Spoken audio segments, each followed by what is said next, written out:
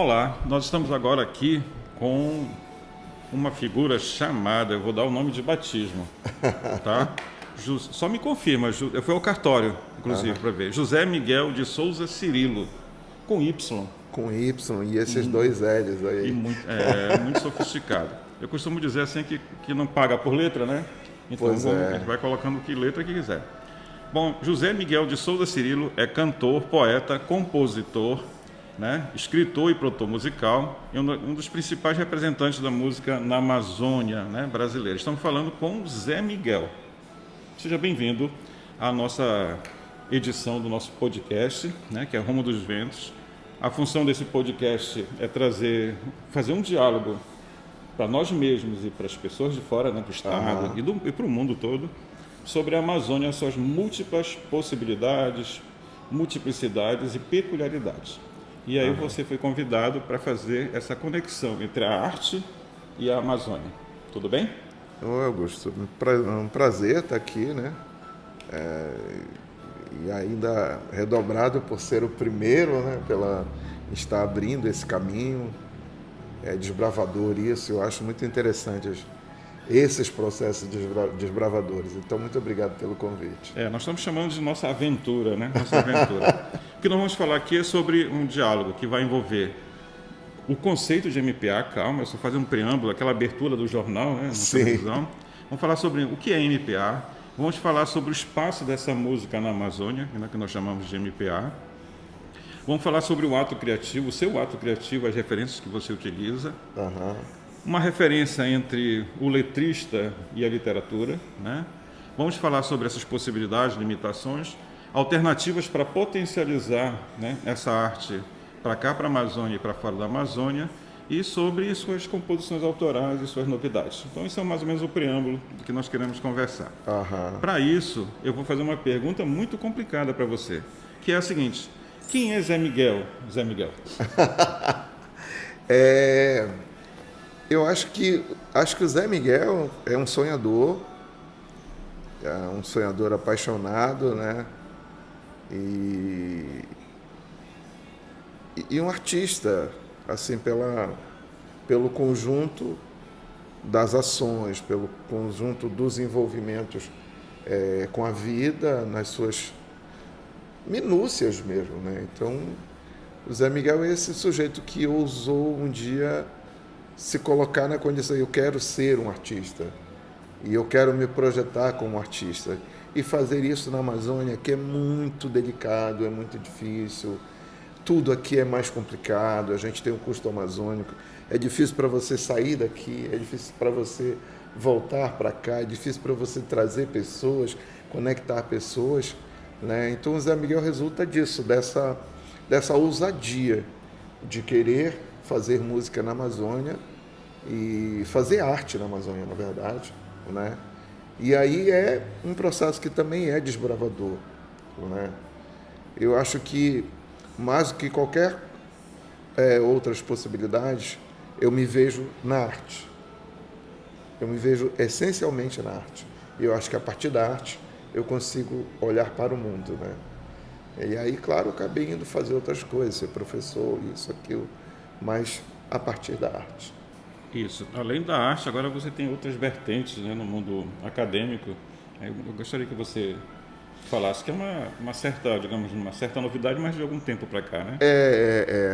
Assim, tem uma coisa que acontece a partir de 2016, quando eu descobri que nós já tínhamos cursos de licenciatura em música, e eu tinha parado os estudos no segundo ano do ensino médio, né?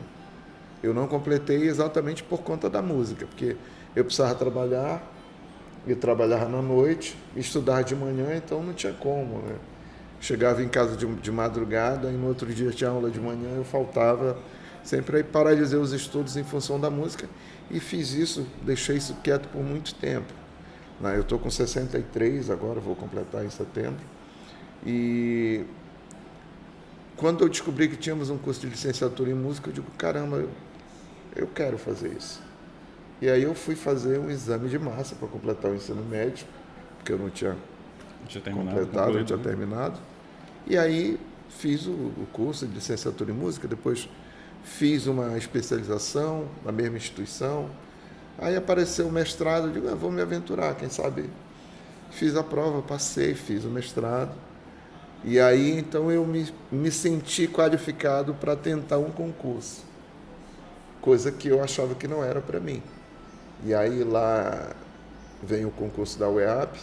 Eu fiz 3 concursos, na verdade. Fiz o da SED, fiz o primeiro da UEAP, que era para técnico, e fiz o outro, que era para professor, que eu estava estudando. E aí passei no da SED, passei no da UEAP. Né? E aí assumo essa faceta de professor que eu estou aprendendo. Eu até hoje estou aprendendo também. E olha, eu não vou dizer quantos anos tem isso, porque são décadas como professor universitário. A gente aprende, vai aprender a vida toda, né? Quando você... Essa relação com o conhecimento, ela se dá de maneira mais facilitada quando você consegue entender a sua pequenez diante né, do conhecimento. Que a gente, logo no início, a gente quer abraçar o mundo com as pernas. Quando você descobre o quanto é gigante essa coisa... Aí você se acomoda e diz, deixa eu ficar aprendendo aqui, aprendendo, Isso. E vai ser para a vida toda. Tá. E agora você está num programa também de pós-graduação, continua, né? Agora eu estou fazendo doutorado na Unifap em educação, né? Era uma coisa que eu tinha, uma condição que eu tinha me imposto. Digo, olha, só vou fazer doutorado se eu passar no concurso da UEAP. Porque senão seria só para pendurar um diploma na parede. Não, eu acho que estudar tem suas e acaba suas qualidades, te pegando, né? Exatamente por conta dessa... Eu tenho muitos colegas que disseram assim, depois do mestrado, surtaram, né? Aqueles surtos, né? Nunca mais eu quero ver. Quando eu chegar no outro ano, já estava lá concorrendo ao doutorado. Pois é, igual tomar cerveja, né? O cara diz, de ressaca, ele diz, nunca mais eu bebo. Nunca mais. Eu tive uma participação assim indireta nisso, né? Eu fui responsável por receber a comissão do MEC na instituição que você estudou a licenciatura. Fui eu quem recebeu a comissão do MEC, mais os professores, para poder instalar o curso, né? Da instituição. Da faculdade. Foi. Que bacana, que legal. Bacana, né? Bom, já que nós falamos disso, eu já falei que o nosso podcast é uma viagem pela Amazônia. Isso não é uma tarefa fácil. Não é nem um pouco fácil, né? Então, nossa conversa hoje é para tentar trazer aspecto da arte, né, da sobrevivência artística, com os ventos que estão soprando agora aqui na região amazônica. Né? E aí eu vou começar fazendo uma pergunta, que é uma pergunta também, eu só faço pergunta difícil. Eu sou professor das perguntas difíceis. Meu aluno, na hora da avaliação, disse, professor, a avaliação está fácil ou está difícil? Eu disse, está fácil, até eu sei responder, né? Então deve estar fácil. Até eu sei a resposta. O que é MPA para ti? Eu vou começar com a sigla, né? Aí dá para desdobrar 1000 coisas daí. Né? É verdade, é verdade.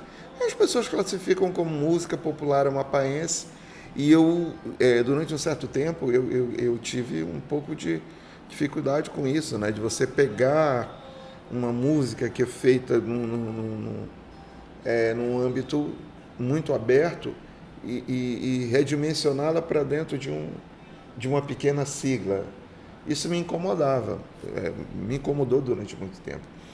Mas depois eu comecei a ver um outro lado dessa sigla, dessa nomenclatura que as pessoas usam, que é uma conexão delas, um processo de identificação delas com essa música. Então, quando o cara chama para a minha música, ele gosta da minha música e ele chama para a minha música de MPA, ele está puxando para ele isso também, né? É a nossa música, é a música do Amapá, sabe? É uma concepção meio de território, né? De identidade. Aí eu pensei, poxa, eu acho que não dá para mexer com isso. Né? Quem sou eu que vou mexer isso? Pois é. Muito embora eu entenda que não, que eu acho que a gente faz música world music, música do mundo aqui na Amazônia. E, claro, ela vai ter suas especificidades, ela vai ter suas matizes muito particulares, porque, afinal de contas, estar na Amazônia nos impõe determinadas condições. Né? Por exemplo, quando eu saio da Amazônia, que eu vou para um outro estados que eles consideram desenvolvidos, e aí eu vou sempre pensar na perspectiva do nosso querido Nego Bispo, né?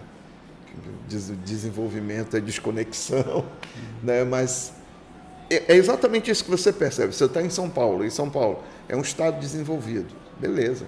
É um estado desconectado de muitas coisas. Desconectado das relações dos povos, das relações dos territórios, né? Ele vira alguma outra coisa que está ali, as pessoas não estão muito... mas as pessoas não se importam muito umas com as outras. Não, porque é um estado que está numa condição tão avançada do capital, sabe, do lucro, das né? contradições, Que as né? coisas todas perdem importância, inclusive a própria vida, não é? Inclusive o trabalho vivo, essas coisas todas. Na Amazônia não, a gente ainda tem muito disso, sabe, da coisa do vizinho, da gente se importar uns com os outros, sabe? Você se importa com os bichos, você se importa, sabe, com quem está melhor do que você ou quem está abaixo. A gente tem essa relação. Então, fazer música na Amazônia é um modo diferente. Aí penso no Nego Bispo de novo, tirando cultura e colocando modo de vida. É você demonstrar esse modo de vida dos povos da Amazônia. Um lugar onde, como algumas pessoas dizem, a gente quase respira água, né? E a gente se encharca. O nosso ar tem muita água. Pois é, e a gente se encharca disso tudo, né? A gente se encharca de peixe, de açaí, sabe? Do nosso linguajar diferenciado. A gente se encharca de égua, a gente se encharca de pai d'égua, a gente se encharca de ser Amazônia da mesma. Né? A gente está aqui num santuário que demonstra o que é isso. Eu acho que toda vez que eu venho aqui no Museu Sacaca, quando estou em Macapá, quando eu estou muito nesse processo muito dinâmico, aí eu tiro um tempo, venho para cá e sento ali, debaixo das árvores, aqui na beira do riacho, fico olhando ali os peixes, os quelônios e tal, e aí parece que eu retorno para mim, aí eu posso, né, sair para a vida de novo. Bom, que bom que o museu, né, te apraz e te dá esse conforto, esse reencontro. Sim, sim. Eu tenho um dos meus orgulhos é ter feito parte da equipe que pensou todo o museu, que e montou, eu me lembro, toda a pesquisa. Disso. É um dos meus melhores trabalhos, eu considero. Eu vou ler aqui um trecho de um artigo, né? Porque aqui a gente vai lá e volta, né? Vários campos dos saberes. São as querelas entre o local e o universal. Então eu vou me permitir a cola aqui. Ao que parece, desde que o ser humano é sapiens, ou seja, desde que se viu como ser histórico, com livre-arbítrio para compreender e tocar a si próprio e aos seus parceiros, passou ao mesmo tempo a conviver com a diáspora do local e do universal. Já um pouco do que você estava falando aqui, né? Quando, na ânsia de organizar e controlar a vida social, ficou a meio caminho entre dominar ou ser dominado pelos valores, concepções de mundo e de si e de outrem. Essa questão se acentuou bem mais com o expansionismo colonialista, né, a partir da era moderna, e diria até mais, com o advento das independências dos países asiáticos, africanos e americanos, essa questão adquiriu uma nova dimensão, a globalização econômica e a mundialização das culturas, né, conceito saxão e franco, né, francês, que inauguraram uma fase, o pós-colonialismo, que se fala muito, se debate muito nisso.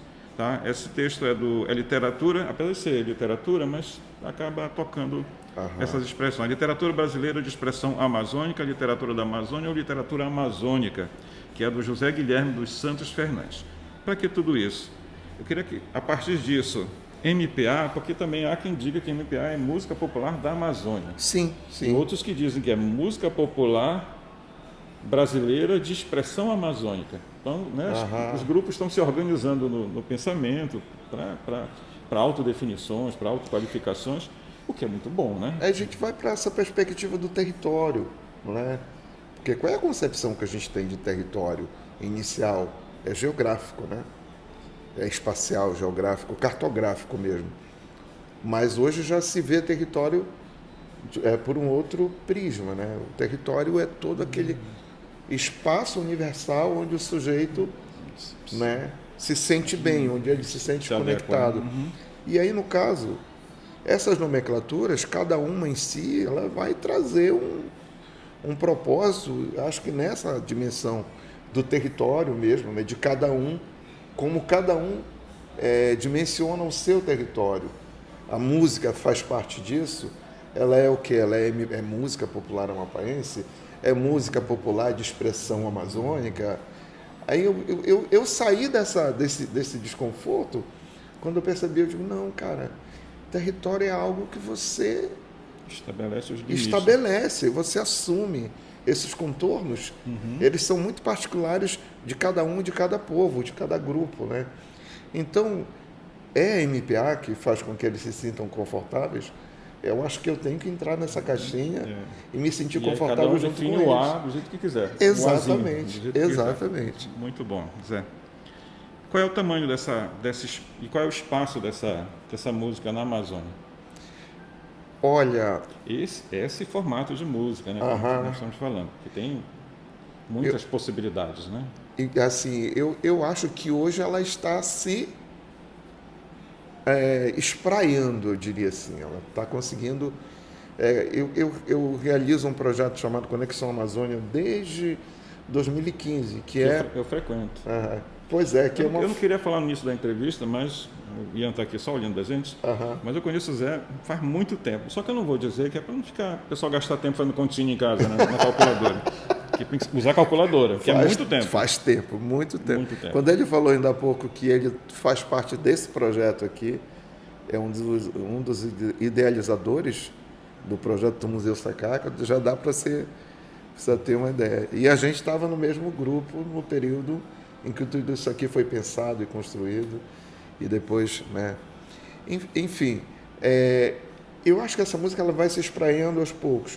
O Conexão Amazônia foi uma ferramenta assim que foi constituída para que a gente fortalecesse esse processo de espraiamento. Ou seja, eu estou fazendo música aqui no Amapá, o Torrinho está fazendo música lá no Amazonas, o pessoal lá em Roraima, tem um pessoal no Tocantins, tem gente lá em Minas Gerais, e essa galera conhece a música do Amapá, o pessoal de Minas um pouquinho, aqui um pouquinho, então, não, vamos juntar isso para que a gente possa conseguir ampliar esses horizontes, né? Mas ela é uma música, essa música da Amazônia que fala da Amazônia, né? E aí a gente vai ter que ter um olhar muito amplo mesmo, porque, por exemplo, quando você ouve a Joelma cantando, eu vou tomar um tacacá, dançar, curtir, ficar de boa, é música da Amazônia, sabe? Trazendo esses elementos, mostrando esses elementos. Até você cantar um pedaço, só não sei jogar o cabelo. O cabelo, né? Pois está amarrado aqui, estava mais fácil para você. Mas e aí isso é música amazônica. E eu acho que ela está se conectando, ela está se construindo. Aí a gente tem o Felipe Cordeiro lá no Pará, tem o movimento Roraimeira lá em Roraima. Vanguardista, né? Já é mais, exato, mas está lá com a guitarrada, né? Suas releituras, né? Pois é, as releituras, e é muito legal, porque a gente precisa falar. Eu não penso, a ideia não é muito essa coisa da globalização em si, mas eu acho de falar a língua do tempo, né? Desse novo tempo, a língua das pessoas. A comunicação ela precisa tá acompanhando, tá conectada, está acompanhando. Com o né? tempo, né? Com o tempo e aí eu lembro muito do russo, do Leon Tolstói, que diz que se queres ser universal, começa por pintar a tua aldeia. Né? Eu penso através desse posicionamento do do Pessoa, Tolstói. que falava que no final o rio mais bonito era o que passava numa cidade dele, né? Sim. E é isso, porque eu vou pintar minha aldeia com os meus olhos. Eu vou pintar minha aldeia para você. Né? Então, como Amazônia, eu faço isso a partir do Amapá. Eu vou pintar uma Amazônia que é uma Amazônia amapaense. Né? E ela é uma das muitas Amazônias que estão contidas além e aquém dessa imensa floresta, desse imenso verde esmeralda, né? Dos rios, de tudo. Tem muita coisa nesse meio. Tem um lado mais urbano, sabe? E a gente vai pintando, cada um pintando a sua aldeia. E aí eu acho que essa música, ela vai tomando proporções, vai chegar um momento em que ninguém vai segurar a música da Amazônia. Ela vai romper com essas fronteiras. A bolha, né? Eu não sei se é para o meu tempo ainda. Tomara. Vai ser para o nosso tempo, tomara. O teu ato criativo tá? Aí aquela pergunta que todo mundo faz, me fazem, né? Quando você está escrevendo um poema, como é que vem o poema? Aí eu numa vez numa palestra para acadêmicos, né, de letras, eu peguei assim, eu ouço vozes. Aí tem um pessoal que ficou meio assustado, né? Acho que eu ficava ouvindo vozes, mas são vozes do ato criativo. E aí eu queria saber um pouco do teu ato criativo. Quando você falou em ouço vozes agora, me revelou muito isso, que é como ouvir vozes, não é? Porque às vezes sai do nada, por exemplo, um poema sai do nada. Eu estou conversando aqui com você e aí vem uma coisa, uma ideia, a gente está conversando, falando sobre um assunto X e vem uma ideia Y aqui, sabe, completamente divergente, mas ela fica ali, é como ouvir voz, não é? Que tem um momento que eu tenho que dar um tempinho para escrever, eu escrevo no celular, não sei o quê. Né? Já acorda também de madrugada? Tá? Sim.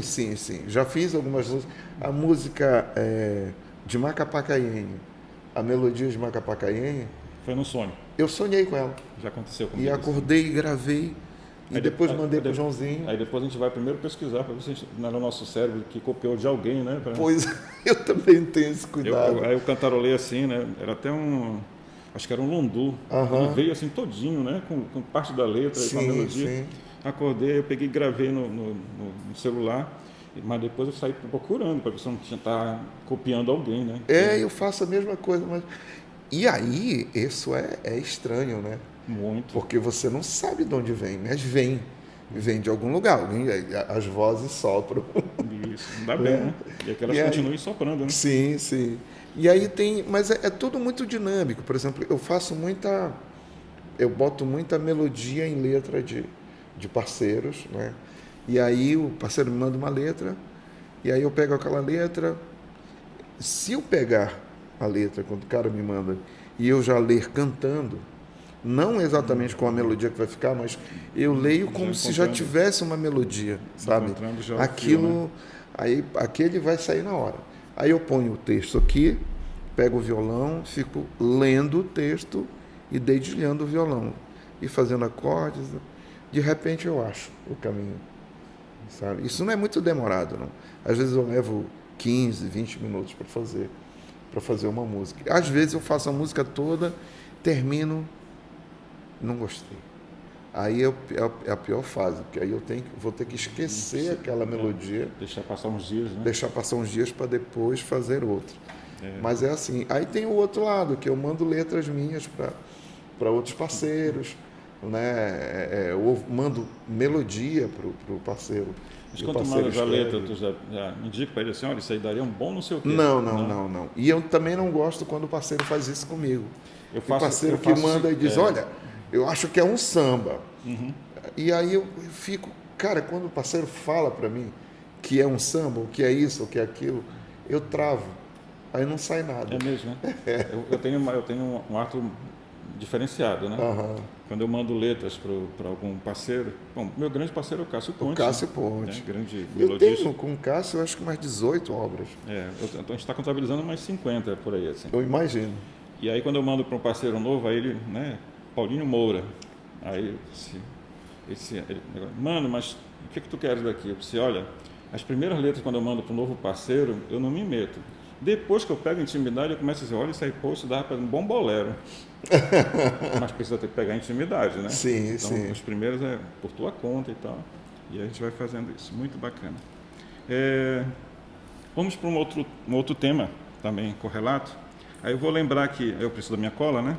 Bob Dylan ganhou um prêmio Nobel da literatura em 2016. Né? A justificativa é porque ele conseguiu criar novas expressões poéticas dentro da grande tradição da canção americana.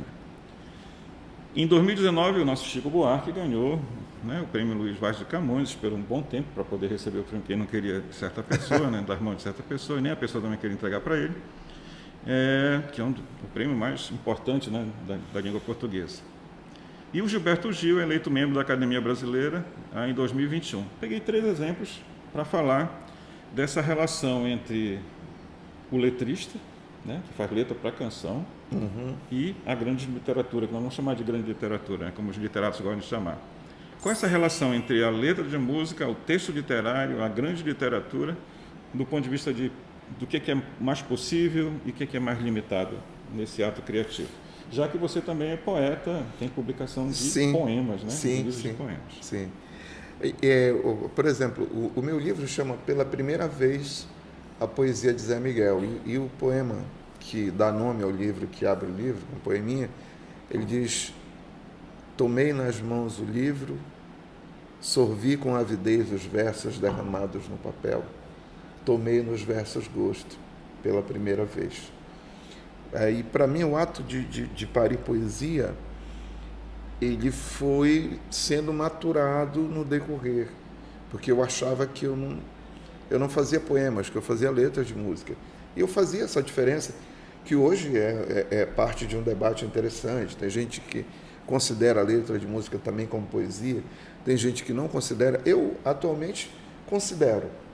Acho que é poesia, uma poesia feita especificamente mais para receber uma melodia e tudo, mas é poesia, né? É algo que você escreve, que você expressa um sentimento, que você conta histórias, que você contextualiza processos, visões de mundo, é poesia, né?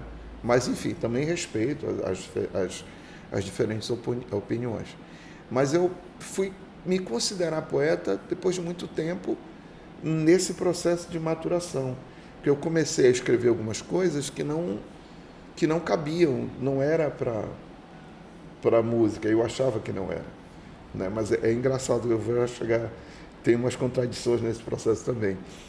Aí eu achava que não era para música, não, eu separava, deixa para cá.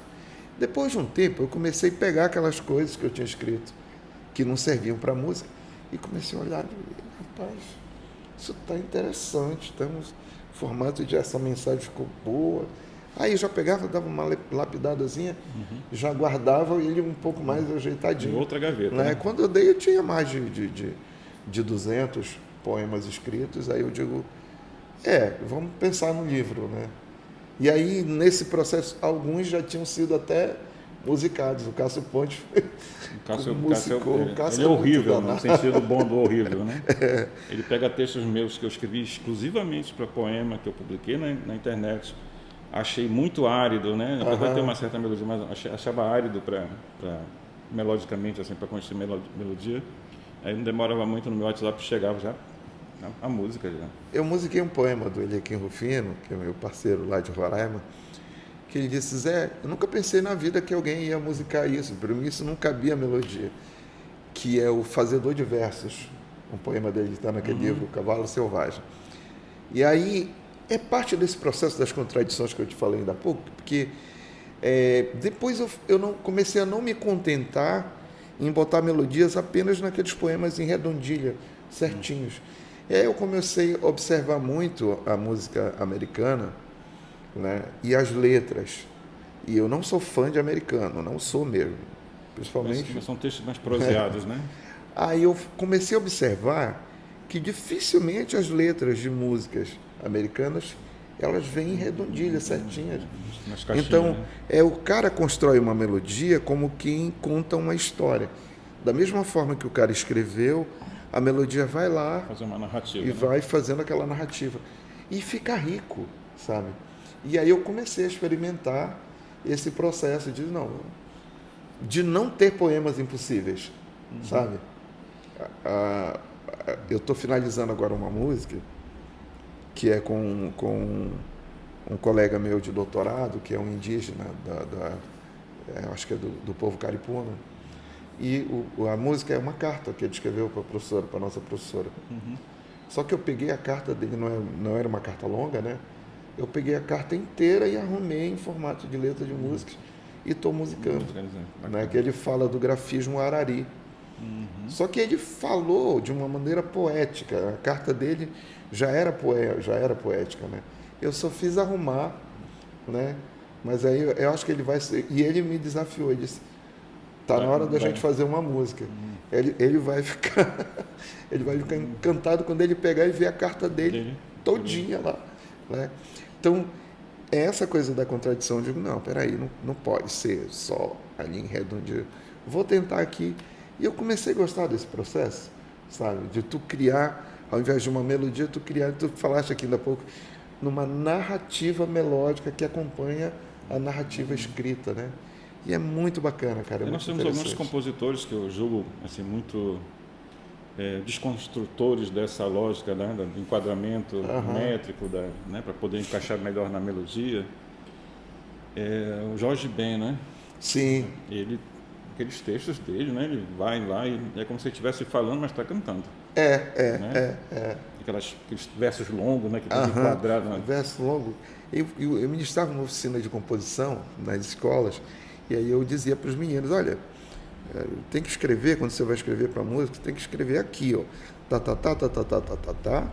Tá, tá, tá, tá, tá, tá, tá, tá, Outra tá. linha. Tá, tá, tá, tá, tá, tá, tá, tá, tá. Porque se você escrever tá, tá, tá, tá, tá, tá, tá, tá, tá, tá, tá, tá, tá, tá, Isso vai dar tá, muito tá, tá, trabalho tá, pro isso vai ser compositor. complicado. Então, tem que ser assim. E eu ministrei essas oficinas antes de ter esse insight de pensar, não, mas não tem que ter limitação. Se os caras lá fazem, eu posso fazer também, né? E foi um resultado bem interessante. Vamos falar sobre as suas composições autorais. Aí eu vou fazer uma leitura minha sobre 2 obras tuas, e aí tu vais conversando comigo. Aí eu pego Vida Boa, né? E vou pegar lá adiante Meninas da Amazônia. Sim. Tá bom? Aí eu vou fazer um parâmetro entre as 2 letras. Aí você concorda comigo sobre minha interpretação, ou discorda, quem tem que valizar o que eu penso é você, porque a obra é tua, né? Há quem defenda que é o seguinte, depois que o autor faz a obra não pertence mais a ele, aí cada leitor, cada ouvinte interpreta do jeito que quiser. Isso parece uma anarquia muito desnecessária para mim, né? Isolar quem vai chamar um termo assim, demiurgo da obra, né? O criador e a criatura. Eu acho que tem que ter uma dialética vinculante, né? O processo tem que ser dialético mesmo. Isso. Aí você fala aqui, o dia nos chega toda manhã e vai descrevendo, né, idillicamente o local. Aí você dá pistas, né? A canoa balança bem devagar, né? Aí mais adiante, a vida daqui é assim, devagar. Basta céu, sol, rio, ar, um pirão de açaí com tua moatá. Deu até fome. Não tem que fazer planos, né? Vamos vendo passar os anos. Aí depois só tem que fazer menino, né? Porque assim estava escrito na crescer e multiplicar-vos, né? E aí quando a gente vai para as meninas, a sua obra, né, do que eu consegui captar, é de 91. 91, né? Ela foi lançada, ela foi escrita em 90 Mas foi e publicada. foi publicada em 91. Então não errei na minha pesquisa. Em 2004, você confirma Meninas da Amazônia, é isso? Aí você vai falar, nas viagens que faço por essas paisagens, vejo coisas encantadas que jamais eu veria na cidade. Aí Meninas da Amazônia, tão bonitas, tão carentes, né? O mesmo verso já colocando nessa dualidade, a seguir navios. A expressão, né, que eu acho que remota a ficar ver navios, né? Os navios vão e a pessoa fica vendo, né? Mas aí depois você diz se é essa mesma interpretação. É que é o espírito de um povo que anseia por liberdade, né? O pão, a mesa farta, o sabor, a felicidade, e que essas meninas, né, não sabem das loucuras que rolam na cidade e que a gente também não as vê, né, pelas cidades, né, que a gente vê nos rios a seguir navios. São o espírito de um povo. Aí eu vou ousar a fazer uma comparação, e aqui na primeira composição tem uma percepção muito idílica, né, muito, digamos assim, muito da visão de um paraíso, né? Eu tentando encontrar uma simbologia mais próxima, seria um paraíso. E na segunda já tem uma condição já de uma certa denúncia social, né? de outra realidade e tudo mais. E aí eu peguei 2 músicas que poderiam estabelecer uma boa pergunta para você se virar respondendo agora. O que tem entre uma e outra? As 2 músicas trazem um pouco também dessa questão da crítica social, muito embora a Vida Boa, de fato, ela fique nessa expressão mais idílica mesmo. Como é que foi Vida Boa?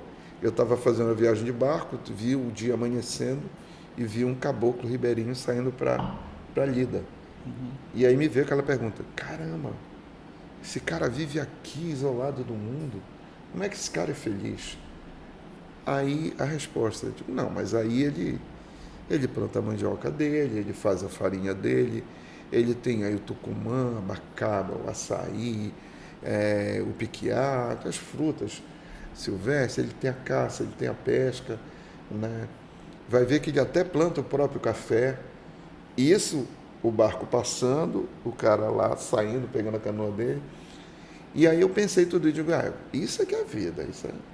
Mas ao mesmo tempo eu pensei também, só que esse cara não pode ficar isolado. O Estado não pode esquecer esse sujeito. O Estado tem que alcançá-lo aí também. Pode continuar invisível, né? Os filhos dele têm que ter direito à escola, sabe? Ele tem que ter direito ao acesso à tecnologia. E nessa época a gente não tinha ainda o Luz para Todos, né? Que chegava até o... Que agora não. Agora você vai pelo Rio, todo lugar tem um ponto de luz. E aí, então, traz essa coisa de entender o caboclo no seu lugar, no seu espaço, no tempo, e a vida é devagar, porque para ele não tem que acordar. A vida dele não é igual a do cara que mora em São Paulo, por exemplo, que tem que acordar 4 da manhã para chegar no trabalho às 7h30, né? E sai do trabalho e vai chegar em casa às 11 da noite. Quer dizer, ele vive escravo do tempo. Esse sujeito não, ele não vai correr, porque ele trabalha para o sustento mesmo, para a sua subsistência. Então, para ele vai trabalhar o tempo necessário, ele vai descansar, ele vai ter uma outra relação ali com essa função laboral. Né? E na cidade não, na cidade é o capital, né? É a viração para poder sobreviver. Né? Então, Vida Boa traz isso. Meninas da Amazônia, eu fiz vindo de Belém para cá, aquela situação que é meio lúdica, que acontece ali quando as pessoas jogam donativos, as pessoas vêm sacolas plásticas, pegar as coisas, as meninas vêm e atracam a embarcação no navio, praticamente laçam o navio e entram para vender o açaí e saem. Mas só que eu fiquei pensando, isso aqui é interessante, é até poético, né? Mas à noite tem os atravessadores ali, os empurradores. E aí algumas meninas, muitas delas, se prostituem. Não é? E aí essas meninas, elas vão ficar naquilo. Muitas delas nunca vieram na cidade. Né? E aí, de certa forma, eu penso comigo, eu talvez não gostaria que elas viessem, para elas manterem essa relação com a vida como elas têm aí. Mas aí o problema social vai e as alcança lá. Né? Então tem a prostituição infantil, tem o lado invisível daquela cena lúdica.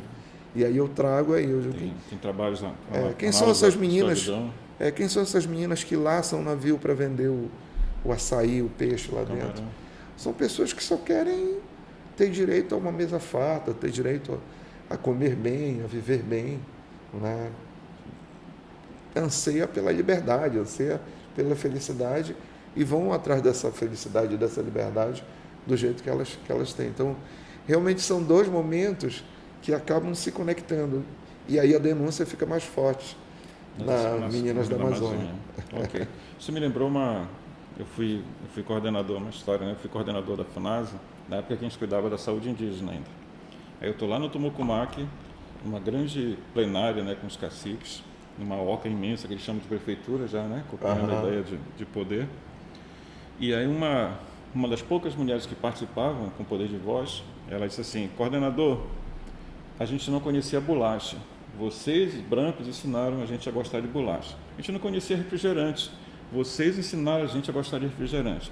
Não conhecíamos. Aí foi uma sequência. Aí eu, né, acompanhando o raciocínio. Aí ela pegou assim: pois então, agora a gente quer trazer da cidade nossa bolacha, refrigerante, nossas coisas, mas a gente vai precisar do espaço do avião que vocês mandam para cá, no bagageiro.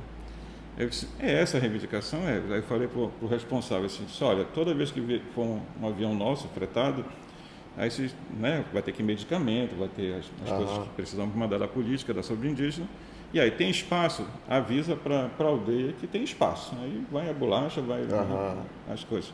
Mas é muito nessa lógica, né?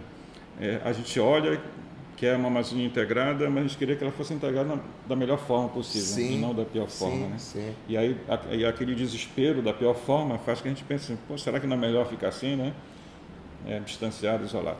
Mas isso é uma utopia, na verdade uma ilusão, né? Não é uma utopia, é uma ilusão, porque o mundo se conectou totalmente. Não tem jeito, a tecnologia ela possibilita isso, né? E a gente, às vezes a gente tem esses insights, essas intencionalidades de, eu queria que os povos indígenas ficassem intactos. Mas como assim? Lá no doutorado, tem uma colega minha de doutorado, a Sônia, ela falou para a gente, assim, olha, nós não tínhamos energia elétrica, nós não tínhamos a máquina de lavar, nós não tínhamos a televisão, agora tem. E a gente não tem direito de ter, então a gente tem que continuar lavando roupa na mão, sabe? A gente tem que continuar morando no escuro, a gente tem... Não, claro que tem. Há essa necessidade do desenvolvimento nesse sentido, né? E toda vez que eu falo de desenvolvimento, eu lembro do Nego Bispo. Mas, assim, essa evolução, é necessária. Agora, seguir para frente. Aí o que ela fala também, não, mas a gente tem que saber como usar de maneira a impedir que isso nos distancie demais da nossa identidade. Né? Nós não podemos deixar de ser quem somos em função do que recebemos a partir da tecnologia. Mas a tecnologia é algo que está para melhorar a qualidade de vida das pessoas. Se está para melhorar a qualidade de vida das pessoas, todo mundo tem que ter direito. Eu lembro que eu estava vendo uma entrevista que fizeram com o Flávio Dino, que o jornalista perguntaram, sério, você é um comunista de iPhone? Aí ele fala, sou comunista graças a Deus. Ele é fantástico. Ele fala, não, é tecnologia, eu tenho direito à tecnologia. A diferença é que eu penso que eu tenho que ter esse direito, mas todo mundo tem que ter direito igualmente em ter acesso à tecnologia. Porque eu não concordo com essa separação, a tecnologia que é só para o Augusto, para o Zé Miguel e para o resto das pessoas, não? Tem um antropólogo que eu gosto muito, que é o Guilherme Folladori, é uruguaio. Ele foi professor visitante, está na UNB, acho que na época que eu estava no mestrado ou no doutorado. Né? E é assim, ele diz o seguinte, se numa aldeia, né, alguém daquela aldeia sai para caçar, pega um porco do mato, usando arco e flecha, tá? Ressalto arco e flecha, é hipotético, né? Ele traz a caça, o que ele vai fazer? Ele pode até cortar o quarto, né, traseiro, que é a melhor parte, e ficar para ele, mas o resto ele vai dividir com o resto da comunidade, porque ele entende que aquele animal pertencia, né, a esse território, essa situação coletiva. Aí um playboyzinho da cidade, um riquinho da cidade, né, vai e compra uma outra área próxima, e vira sozinho proprietário dessa área. Ele sai também por hobby, né, por exotismo, aqueles são exóticos, também pega um arco e flecha e vai e caça um outro porco do mato. Só que ele pega esse porco do mato, faz churrasco com os amigos, ou ele joga no freezer, ou ele dá para os cachorros dele, tá? Então, olha que está a diferença. A tecnologia é a mesma. A identidade, o propósito de quem usa a tecnologia é que vai diferenciar. Né? Exato. Então, é para evitar essa ideia de que a tecnologia acaba com tudo e com todos, né? Não, a tecnologia é tecnologia. Desde quando se espreme o tucupi, é tecnologia. É tecnologia. Tudo é tecnologia. Quer dizer, facilitar a limitação corporal, inicialmente era corporal, física, humana, né? Agora intelectual. Tem inteligência artificial e tudo mais que estão amplificando ou limitando a nossa capacidade criativa. Então a tecnologia não é problema. O problema é a que se usa, qual é o propósito. O uso dela, né? O uso dela e o acesso, né? Vamos falar agora desses projetos novos. Quais são os ventos que estão soprando nos teus projetos? Bom, eu tenho ficado muito preocupado ultimamente assim com esse grande recuo que eu percebi da música amapaiense, que nós tivemos um momento aqui no Amapá em que as pessoas saíam de casa para ir, sabe, para ir curtir música amapaiense, isso era normal, né? Era uma música que estava ali, que estava tocando no rádio, que estava tocando na TV, tocando na casa das pessoas, e aí eu estou vendo essa música sendo espremida pela indústria cultural, né? Sendo espremida, e a gente chegou num processo, acho que eu sou hoje talvez um dos poucos artistas que ainda consegue ter uma certa capilaridade, assim, de popularidade mesmo, no estado inteiro. Eu viajo nos diversos municípios e as pessoas olham para mim e identificam. Às vezes me chamam até por o nome de outro colega artista, né? Mas me identifica como um artista da música do Amapá. Mas a grande maioria das pessoas estão tocando para nichos, pequenos grupos, né? Então eu tenho ficado muito preocupado com isso e tenho me movimentado no sentido de construir alternativas, né, para a gente desconstruir esse isolamento ao qual nós fomos submetidos nos últimos tempos. O Conexão Amazônia é um deles, né? Agora eu estou com outro projeto que é o Quarta Tucuju, inclusive nesta quarta que vem a gente vai estar lá, vou estar recebendo o Amadeu e o Rony Moraes, e a ideia é essa, de ir fazendo uma força para as pessoas irem saindo de casa para ir ouvir música amapaense, mas eu pensei, eu acho que ainda são atividades que são muito frágeis, elas não têm muito alcance ainda. Muito alcance. Então, eu pensei numa outra proposta, conversei com os meninos do Costa Norte, os meninos compraram a ideia, né? Foi até uma ideia que foi sugerida pela minha esposa, porque ela me vê nessas minhas aflições, ela tenta né, me ajudar assim, a achar caminhos. Ela disse, por que tu não pega os meninos do Costa Norte, vocês não vão para a escola? Aí a gente está pensando agora na possibilidade de organizar um projeto com valores pequenos, sabe, que só para viabilizar mesmo o projeto, e a gente fazer 50 ou 60 escolas. Tipo, a escola trabalha com a música da gente durante 2 meses, né? E depois a gente vai na escola e faz uma roda de conversa com os alunos, finaliza com o show do Costa Norte. Aí eu, o Amadeu, o Osmar, Joãozinho Gomes e o Val Milhomem, sabe? Os 5 ali no palco. A gente fala sobre música, poesia, sobre a Amazônia, com as crianças, e depois a gente toca essas músicas para eles. Muito bacana. Eu acho que aí a gente consegue... passei a ideia para os meninos, eles pegaram, a gente está tentando conversar talvez com o Estado para ver que não dá para a gente não tem como fazer isso sozinho, né? Então você tem que mobilizar, por mais que tu pegue uma estrutura pequena de som, mas tu tem que mobilizar uma equipe, tudo para poder cumprir esse processo. E esse talvez seja o grande projeto da gente para os próximos anos, né? Eu estou, inclusive, numa discussão dentro da UEAP, porque eu acho que eu posso colocá-lo como um projeto de extensão na universidade, e aí trazer alguns acadêmicos para nos ajudarem na pesquisa com as escolas, né, na organização, na proposta, e sistematizar isso. Na formação deles, né, também, né? Na formação deles. E a gente sistematizar isso, e depois tu ter um material para disponibilizar para a comunidade, né? Para você criar um motor. Né? Isso é replicável, né? Você vai na escola, você faz esse processo todo, mas alguma coisa sai daí, vídeos, gravações de áudio, e não sei o que, é publicado, e acadêmicos que estão lá vão escrever sobre aquilo, sobre esse processo, para a gente ter um motor mesmo, né, funcionando. E é isso, eu estou no doutorado, vou discutir o ensino de arte em escolas quilombolas e indígenas, também pensando, apesar de eu estar na linha de políticas educacionais, mas entendendo a política na relação com a cultura, né, nessa perspectiva, que quem mobiliza, no final das contas, dentro da escola, quem viabiliza a cultura é a política.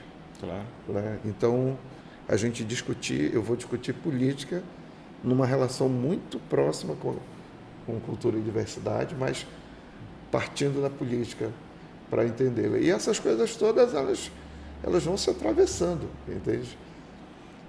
Eu vou para a escola com os meninos, eu estou olhando para a escola e pensando que a escola é, de fato, um ambiente, né, potencializador disso. Aí eu gosto muito daquela frase do Freire que diz que se a escola não transforma, né, a sociedade... Ela transforma o ser humano. Né, e é o ser humano que transforma a sociedade. E ele diz, se a escola não transforma a sociedade, tampouco a sociedade se transforma sem ela, né? Sem a educação.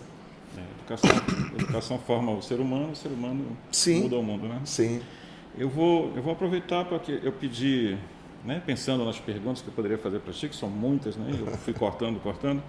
Aí eu perguntei para a Ruth, né? Ruth Costa, minha companheira. E aí eu disse, tem uma pergunta, ela disse, não, mas só lembra uma coisa importante. E eu vou falar para o Ian, né? O Ian não está aparecendo aqui, mas está bem aqui do nosso lado. Está bem aqui do lado. De vez em quando eu olho para ele. Nós fomos a um evento que foi até teve uma homenagem à nossa filha, e que foi da ONG, Humanizarte, né? Que foi lá no Sesc. E aí foi chamar o Zé. E Corrute, assim, garotada, né? Que eram atendidas pela ONG, uma ONG social. E aí, na hora lá, eu vi um certo improviso, aí quando vê, assim, ele entra com o violão lá no palco, e aí coloca o cabo e não funciona. Lembra disso, né? Aí vai, e o técnico corre para um lado e corre para o outro, e a garotada toda irrequieta lá, né? Ele pegou simplesmente, tirou o cabo, aí foi mais para perto, assim, vocês conhecem essa música? Aí começou a cantar música de criança. Aí começou. A Ruth é pedagoga, né? E assim, ela deu aula do pré-escolar até a universidade. Para mim, ela é o exemplo de professor, que foi do início até a formação superior, dando aula. Mas ela tem um apego muito forte para a educação infantil. E aí ela ficou mas ela ficou muito mais encantada com a tua habilidade de lidar com uma situação e com o público. E aí começou a cantar, e cantou a música da Aranha, e cantou não sei o quê. Aí no final ainda perguntou assim, vocês gostaram? Aí cantou a dele também, né? Cantou, acho que Vida Boa e tal. Aí depois perguntou, vocês gostaram mais de qual? O pessoal da molecada, da Aranha. Ele ficou meio magoado, né? Que ele perdeu para a música da Aranha, mas é porque a música era a primeira da playlist deles. Não, a música é do tempo e assim, deles. A habilidade que ele teve, né? Eu estou falando aqui, olhando para lá, porque eu estou falando com o Ian, a habilidade que ele teve de lidar com uma situação adversa, né? O microfone que não funcionou, lá o cabo que não funcionou, mas muito a possibilidade de comunicação com uma plateia bem diferenciada, que a gente imagina, né, que geralmente o artista que canta música mais, né, na noite, para a noite, né, se distancia muito desse público infantil. Sim. Mas eu estou numa aventura agora, está na minha lista, meu próximo livro vai ter um de ciência, mas vai ter um livro infantil também. Então eu estou me dedicando a isso. Eu estou, inclusive, pensando em gravar um trabalho infantil. Eu fiz quando eu era casado com a Araciara é escritora também, né? E aí ela tinha um projeto dela que era um livro para criança. Ela escreveu contos ambientados nas lendas, nas nossas lendas amazônicas. Que ela pensava, poxa, por que a gente vai fazer as crianças dormir e a gente conta a história da Branca de Neve, da Bela Adormecida? Por que a gente não conta? Nada contra elas, né? Não, nada contra elas, mas lendas lá da Europa. Por que a gente não conta coisas aqui da nossa Amazônia? Aí ela começou a escrever os contos ambientados nas lendas. E então escreveu um conto ambientado na lenda da Vitória Régia, outro na lenda do Peixe-Boi. E aí eu vi aquele trabalho e digo, poxa, que legal, cara. Eu acho que eu vou fazer umas músicas. E eu comecei a fazer uma música de cada conto, né? Então, da Vitória Régia era uma vez uma linda índiazinha chamada Nayá, que logo pela lua foi se apaixonar. Um dia viu a lua refletida no rio, então resolveu mergulhar. Se afogou nas águas escuras do rio, sem o seu amor encontrar. A lua então resolveu recompensar a linda Nayá e a transformou em uma grande flor que vive na água boiar. Chamou de Vitória Régia e à noite a vem beijar. E assim para sempre viveu feliz a linda Índia Nayá. Então, é uma cantiga de roda, uma valsa, né? Ela é uma baladinha, assim, mas tocada de um jeito bem infantil mesmo.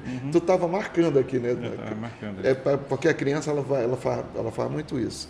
Então, mas eu tenho a do Peixe-Boi já é um pouco mais ritmada, mas sempre pensando em movimento, né? Tem alguns educadores musicais, como o Kodály, que falam sobre essa necessidade de você sempre conectar a música ao movimento, que aí está muito ligado com a criança. Criança é irrequieta, né? Isso. Criança não faz nada assim, paradinho. Ela E faz quando tudo. faz, a gente tem que ficar preocupado, né? É verdade, verdade. E aí eu comecei a pensar, só vou ter que ver como é que vai ser isso, porque a ideia era ela lançar o livro com os contos e as músicas, a gente gravar as músicas e o livro vir com QR Code, sabe? Que a pessoa aponta para ali e aí vai para a música, vem a letra da música, aponta o QR Code, ouve. Eu tentei fazer essa tecnologia no Songbook que eu lancei recentemente, mas aí pela pressa de lançar, eu disse, não, deixa eu lançar, depois eu resolvo o negócio do QR Code, né? Pois é. Mas é uma coisa que eu tenho muita vontade de fazer. Eu fiz um espetáculo, uma época, chamado Zé Miguel para Criança. Zé Miguel for Children. Foi maravilhoso, cara. Eu pegava, metade do repertório eram músicas minhas, aí eu adaptava nesse formato infantil e as outras eu tocava aquelas músicas que eu toquei. O sapo não lava o pé, né? E a molecada pirava com aquilo. Aí Vida Boa eu tocava o dia não chega toda manhã. E aí eles vieram com os bracinhos. Era muito legal, cara. Muito bom. Muito bacana. E agora que a gente já está chegando ao final do nosso primeiro episódio, aí eu queria fazer uma pergunta para ti, que é o seguinte. O que você gostaria de falar que eu não te perguntei? Essa talvez seja a pior de todas as perguntas. Eu te dou só mais de uma hora para responder. A gente sempre tem muita coisa para falar, né? E a gente acaba... Mas eu acho que hoje aqui a gente conseguiu fazer um passeio por eu estou gostando muito desse passeio, viu? Pois é, a gente foi em muitos lugares, né? E trouxe muitas coisas. Ainda bem que você trouxe já algumas coisas aqui para dialogar com o nosso. Acho que o papo foi de fato dialético, né? Dialógico aqui, mesmo, profundidade. Assim, na verdade, eu quero deixar uma provocação e um pedido, né? Eu vejo com muita tristeza, por exemplo, hoje a nossa comunidade está muito envolvida com essa música externa, e aí eu vejo que vai por esse ralo muita coisa, vai a nossa identidade cultural, vai a nossa concepção de território, vai tudo, sabe? E nos coloca nessa condição de dependente do que vem de fora, que é uma coisa que eu acho... Não é que eu entenda que a gente tem que se fechar, não. Só que a gente tem que ter uma relação que seja dialógica, não é? Eu quero ouvir a música do mundo inteiro, mas eu quero que o mundo inteiro ouça a minha música, sabe? Eu quero que o cara venha aqui, vai tomar açaí do grosso aqui, mano. Experimenta aí com farinha bagunda e peixe assado. Sem farinha granola. Baguda, sem granola, sem nada. Mas não sei o que, experimenta, pelo menos isso. E as Experimenta pessoas... a maniçoba, ela parece feia, mas é muito gostosa. Mas é muito gostosa, é verdade. Então, na verdade, é deixar um pedido para as pessoas, assim, não deixem de experimentar as coisas todas de fora, sabe? Eu acho que a gente aprende muito com isso, e a cultura ela é processo e é dinâmica, e precisa desse dinamismo. Eu preciso ouvir o outro, né? Mas eu preciso me fazer ouvir também. Então, não deixem a nossa identidade cultural, através da nossa música, através do nosso teatro, da nossa dança, da nossa culinária. Não deixem desaparecer esses sujeitos que somos nós, amazônidas, amapaenses, né? Não deixem isso desaparecer. Experimentem tudo que vocês quiserem, mas não abram mão de ser quem vocês são. E lembre-se, ninguém vai defender o que é nosso se não formos nós mesmos, né? Porque, por exemplo, se eu for em Goiânia, se eu sair daqui de Macapá agora e sentar num bar da moda em Goiânia, adivinha o que eu vou ouvir? Os modões. Ouvir os modões, a música sertaneja. Mas se eu voltar de lá para cá e sentar no bar da moda aqui, eu vou ouvir a mesma coisa. Alguma coisa está errada, né? E lá você não vai ouvir música nossa. Alguma coisa está errada que não está certa, né? Alguma coisa está errada exatamente porque não está certa. Né? A gente vai terminando aqui, aí falando muito no ato criativo, aí vem na memória um poemeto, eu tenho um livro só sobre poemetos de 3, de 2 a 7 versos, que diz o seguinte: não pedi para ser poeta, de repente tropecei nas palavras e dei de cara com a poesia. Tá? Então que a gente continue tropeçando nas palavras, sempre produzindo poesia, e poesia para a Amazônia, porque a Amazônia precisa de poesia, mas precisa de muita luta, né, também, né? E uma luta que é poética. Né? Precisa, eu acho até que se a gente conseguir olhar para a Amazônia poeticamente, mas eu estou falando de poesia de verdade, né? A poesia de verdade ela é construtiva, ela constrói, ela é provocadora, então eu acho que talvez a gente consiga fazer mais pela Amazônia do que com as lamentações que nós temos feito, né? E eu penso hoje que a gente precisa agir de maneira mais concreta em relação à Amazônia, apesar de que acho que nós fizemos isso ao longo de uma vida inteira. Em 1991, quando eu lancei aquele primeiro disco, Vida Boa, lá tem uma música chamada Terra Ferida, que já dizia que as consciências andavam bem pesadas, mas não o bastante para fazer notar que o sal da terra não tempera mais e que a fumaça está matando o gás da vida. 1991. 92 a gente vai ter a Rio 92. Né? Quer dizer, antes da Eco 92, a gente já estava levantando essas bandeiras aqui. E eu estava fazendo isso, o Osmar estava fazendo, né? O Pilão estava fazendo isso. Que estavam, né, espalhados pela Amazônia, anunciando, mas que não tinham unidade e nem força de expressão. Hoje eu acho que a gente precisa talvez pegar essa poesia e consolidá-la em ações, né, que sejam concretas, efetivas. Muito bom. Zé, muito bom você ter aberto essa nossa temporada, nossa aventura com o Ian. Eu agradeço. Fazer um podcast. Quando o Ian fez o contato, falei na hora, cara, vou. Porque nosso propósito é esse, né? É colocar informações, debates, percepções e reflexões que possam contribuir ainda mais com essa explosão que a gente sai dessas bolhas que nos colocaram na Amazônia, né? Como a Amazônia que salva o mundo e ninguém salva a Amazônia, né? Pois é, e é uma Amazônia que é feita não só de árvores e de bichos. Tem gente dentro. Nós estamos aqui, nós fazemos parte. Muita gente diferenciada, né? Isso. Muito bom. Então esse foi nosso episódio 00001, né? E que tivemos a oportunidade de entrevistar Zé Miguel. Esse é um trabalho meu, né? Augusto Oliveira, e com a direção e com o co-criador também do nosso podcast, que é o Ian Brito. Então vamos aguardar já o próximo. Aquele botãozinho do tô nem aí liguei pra todo mundo com quem eu já me importei um dia e falei, não quero mais saber de nada que eu já sei, não vou mais dizer nada sobre o que eu não sei, vou me livrar de coisas que até hoje guardei. Serei apenas o que quero ser, apenas o que sou, me basta.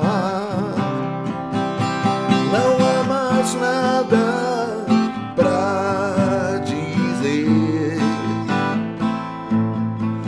não tenho mais tempo a perder.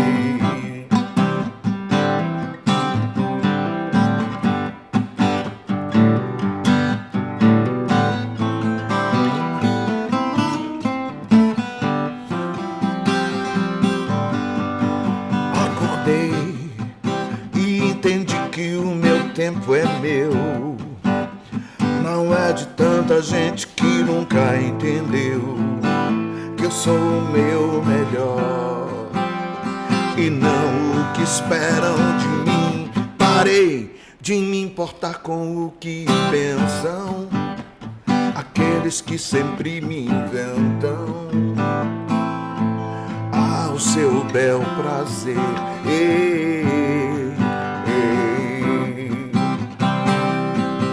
Serei apenas o que quero ser, apenas o que sou, me basta. Não há mais nada pra dizer, não tenho mais tempo a perder. Serei apenas o que eu quero ser, apenas o que sou, me basta. Não há mais nada, nada pra dizer, não tenho mais tempo a perder. Acordei, acordei, acordei, acordei.